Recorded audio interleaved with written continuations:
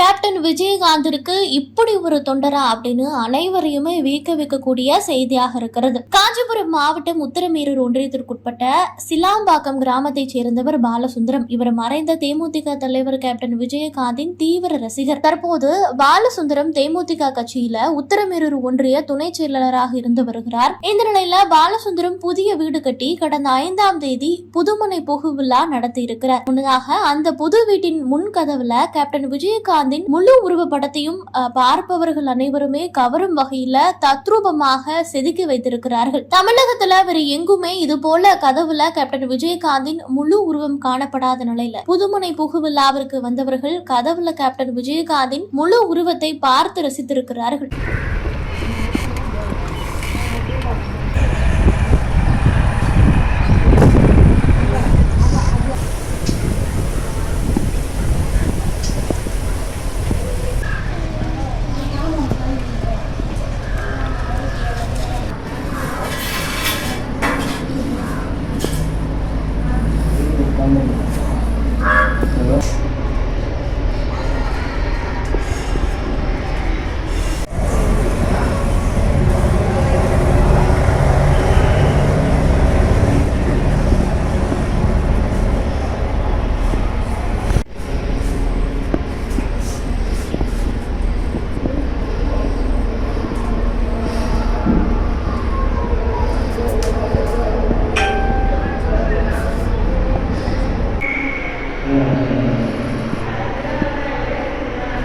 Gracias.